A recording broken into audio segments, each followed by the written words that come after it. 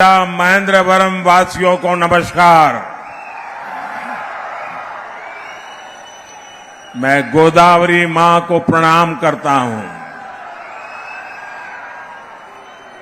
इस धरती पर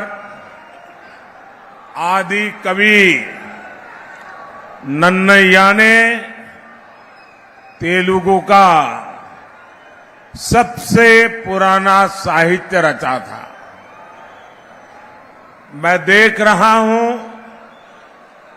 आज वो धरती एक नया इतिहास रचने जा रही है। నా ఆంధ్ర కుటుంబ సభ్యులారా, రాజమహేంద్ర వాసులారా, మీ అందరికీ నమస్కారాలు. నేను తల్లి గోదావరికి తల వంచి నమస్కరిస్తున్నాను. ఈ నేల మీదే ఆదికవి నన్నయ్య తెలుగులో తొలి కావ్యాన్ని రచించారు. ఇప్పుడు ఈ నేల నుంచి కొత్త చరిత్ర ప్రారంభమవుతున్నది నాకు స్పష్టంగా కనిపిస్తోంది. साथियों, 13 मई को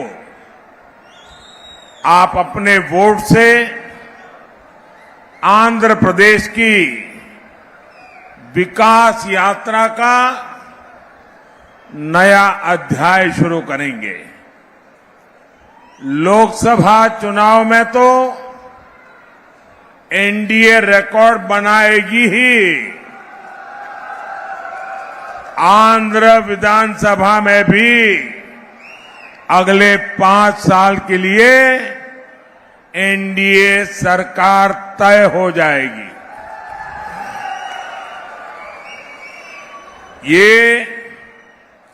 विकसित आंध्र प्रदेश, विकसित भारत की तरफ बहुत बड़ा कदम होगा। साथियों, मैं साफ देख रहा हूं, मैं अभी यहां उड़ीसा से आ रहा हूं, वहां भी असेंबली के चुनाव चल रहे हैं, यहां भी असेंबली के चुनाव है। इस समय देश में जितने भी विधानसभा के चुनाव चल रहे हैं, सब में एनडीए की सरकार बनेगी। మిత్రులారా, 13 మే 13వ తారీఖున మీ ఓటుతో ఆంధ్రప్రదేశ్లో ఒక అభివృద్ధి యాత్రలో ఒక కొత్త అధ్యాయాన్ని మీరు ప్రారంభించబోతున్నారు. లోకసభ ఎన్నికల్లో ఎన్డీఏ విజయం సాధించి తీరుతుంది. కానీ దానితో పాటు ఆంధ్రప్రదేశ్ విధానసభలో రానున్న 5 సంవత్సరాలు ఎన్డీఏ ప్రభుత్వం ఉండబోతోంది. ఇది వికసిత ఆంధ్రప్రదేశ్, వికసిత భారతదేశంలో ఉన్నటువంటి ఒక పెద్ద అంతర్భాగంగా ఉండబోతోంది. మిత్రులారా, నాకు చాలా స్పష్టంగా కనిపిస్తోంది. నేను ఒడిశా నుంచి వచ్చాను. అక్కడ కూడా విధానసభ ఎన్నికలు జరుగుతున్నాయి. ఇక్కడ కూడా విధానసభ ఎన్నికలు జరుగుతున్నాయి.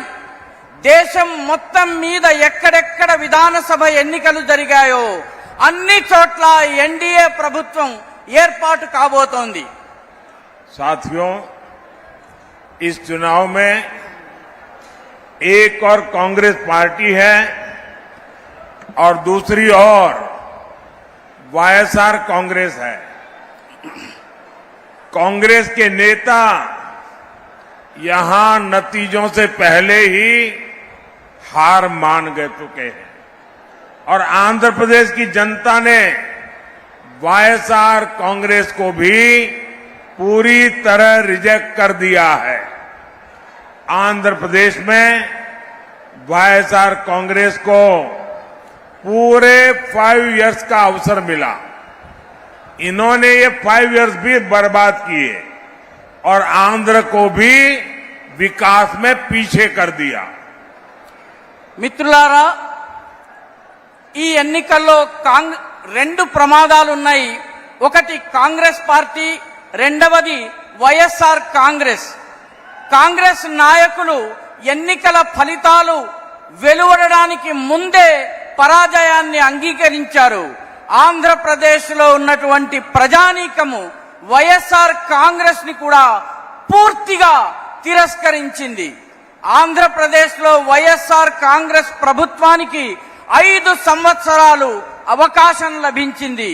కానీ ఈ 5 సంవత్సరాలని వాళ్ళు పూర్తిగా వృధా చేశారు. అంతేకాకుండా ఆంధ్రప్రదేశ్ అభివృద్ధిని కూడా వెనక్కి వెళ్లేలా చేశారు. साथियों, जब चंद्रबाबू जी की सरकार थी तब ये राज्य विकास के टॉप पर था, लेकिन वाईएसआर कांग्रेस ने यहां विकास की गाड़ी को पटरी से उतार दिया। जनता के हित में काम करने के बजाय इस सरकार ने तो उल्टा आंध्र प्रदेश को ही भारी कर्ज में डुबो दिया। इसलिए देश हो या प्रदेश, आज विकास का एक ही गारंटी है और वो गारंटी है एनडीए। మిత్రులారా, అవిభక్త ఆంధ్రప్రదేశ్ ఉన్నప్పుడు చంద్రబాబు నాయుడు గారి ప్రభుత్వం ఉండింది. ఆ ప్రభుత్వము అభివృద్ధిలో ఈ రాష్ట్రాన్ని అన్నిటికన్నా పైన టాప్ కి తీసుకువెళ్ళింది.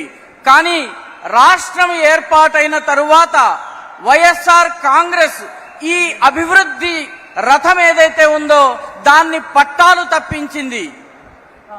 ప్రజల హితం కోసం, మేలు కోసం పనిచేయడానికి బదులు ఈ ప్రభుత్వము ఆంధ్రప్రదేశ్ ని భారీ అప్పుల ఊబిలో కూరుకుపోయేలా చేసింది.